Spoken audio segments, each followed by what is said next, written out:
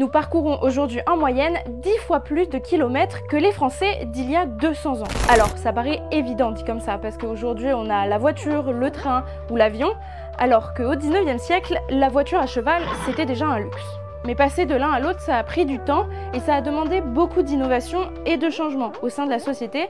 Et c'est justement ça qu'a étudié Aurélien Bigot, chercheur sur la transition énergétique des transports. Il a analysé l'évolution de l'utilisation des différents moyens de transport et les énergies nécessaires à leur fonctionnement. Plutôt vélo, omnibus ou tout simplement à pied, ce chercheur, en partenariat avec Daniel Breton de Visual Dataflow, a retranscrit cette évolution dans une animation vidéo. Il y a environ 2 siècles, au début du 19e siècle, c'est essentiellement la marche qui est utilisée dans les mobilités. Il y a un petit peu de transport attelé aussi aux chevaux qui s'est développé progressivement, notamment pour les longues distances.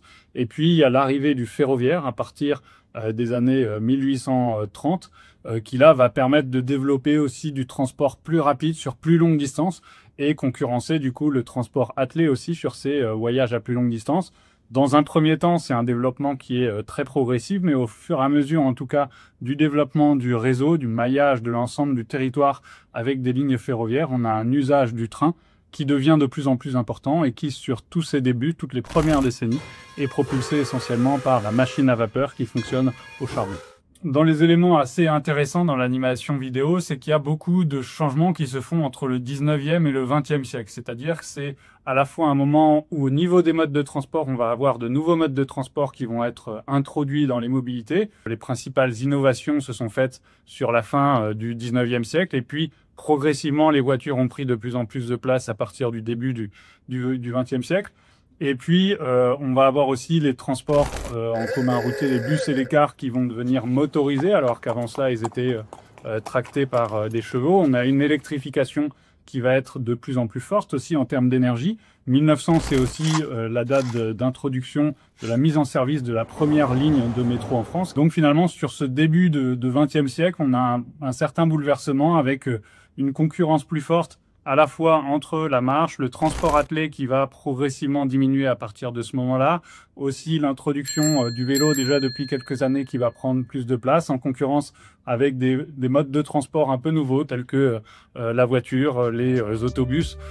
Rails immobilisés, routes impraticables, épidémie et innovation, l'histoire a eu son rôle à jouer dans la manière dont nous nous déplaçons. Parmi les crises importantes qu'il y a dans le système de transport, il y a bien évidemment les 2 guerres mondiales, donc 14-18 et 39-45, qui vont faire des ruptures à la baisse importantes sur certains modes de transport, notamment sur l'autocar qui fonctionnait au pétrole, aussi sur le transport ferroviaire bien évidemment, sur la voiture aussi, notamment on sait que le parc automobile entre 1935 et 1945 a été divisé par 3.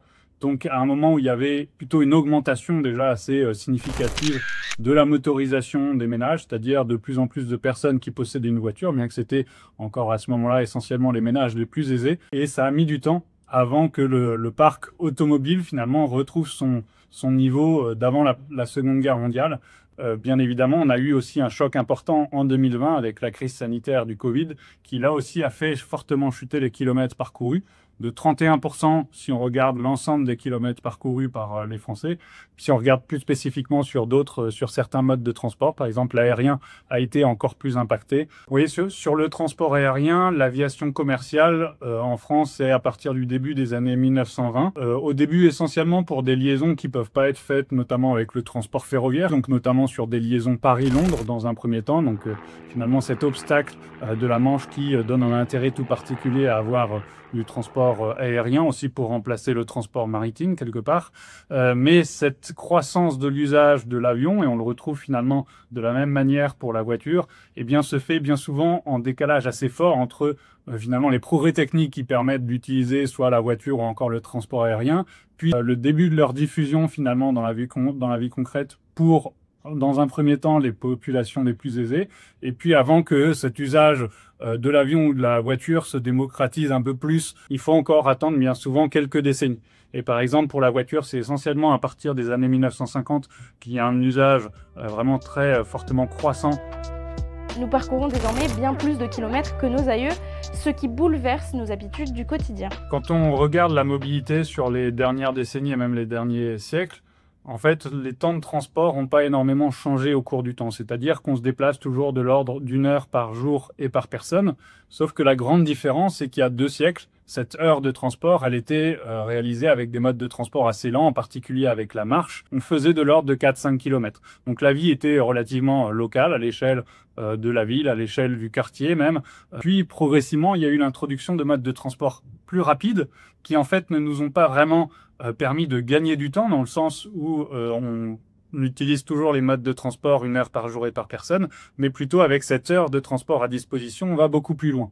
Et en fait, aujourd'hui, l'ordre de grandeur, c'est plutôt qu'on a à peu près une 50aine de kilomètres parcourus par jour et par personne, si on cumule à la fois les distances qui sont parcourues sur les trajets du quotidien et aussi les trajets plus rares à plus longue distance tels que les départs en vacances. Et donc ça a eu des conséquences très concrètes, à la fois sur l'aménagement du territoire qui s'est adapté à cette disponibilité de modes de transport plus rapides qui permettent d'aller habiter plus loin, par exemple, par rapport à son travail. Et puis, c'est un peu tous les modes de vie qui se sont adaptés à cela. Mais ça va aussi avec certaines conséquences, à la fois des conséquences sur la vie personnelle de stress qu'il peut y avoir aussi dans les transports, des coûts important d'un point de vue économique pour les usagers aussi pour pouvoir assurer ces longues distances et puis des enjeux environnementaux bien évidemment, des consommations d'énergie, des émissions aussi plus importantes en lien avec ces longues distances parcourues. C'est ce que montrent ces recherches, nous consommons bien plus d'énergie pour répondre à nos besoins et les sources sur lesquelles nous nous appuyons sont parmi les plus polluantes. Ce que montre l'animation sur longue période, en tout cas, c'est qu'il y a 2 siècles, on avait une mobilité qui était dominée par la propulsion humaine, par la marche. Donc on se déplaçait de nous-mêmes. Et puis progressivement, il y a eu l'introduction des modes de transport motorisés, et en particulier le pétrole qui a pris la place vraiment dominante. Et puis aujourd'hui, ça a un petit peu baissé avec l'introduction un peu plus forte de l'électrique, un petit peu de biocarburant aussi, en particulier dans les voitures. Et donc on est à un petit peu plus de 80% aujourd'hui de l'ensemble des kilomètres parcourus qui sont liés au pétrole.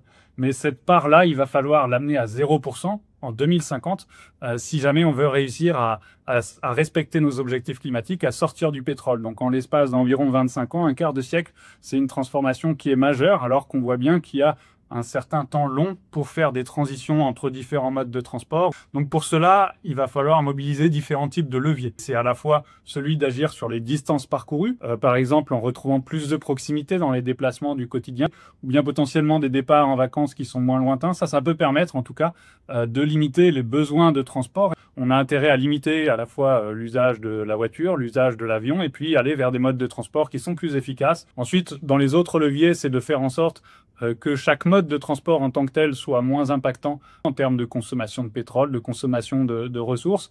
Donc c'est à la fois, par exemple, mieux partager les véhicules, avoir des véhicules potentiellement qui sont plus efficaces, moins consommateurs de ressources. Et puis il va y avoir toute cette transition énergétique.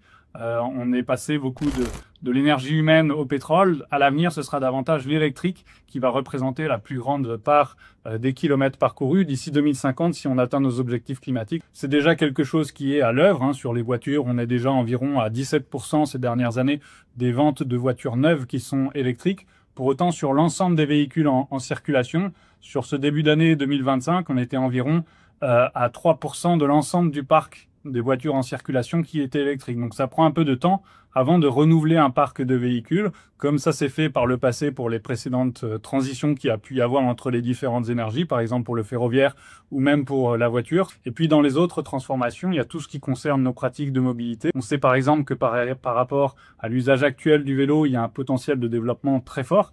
Et puis après, d'autres modes de transport comme l'aérien, en l'occurrence, il va être beaucoup plus difficile à décarboner.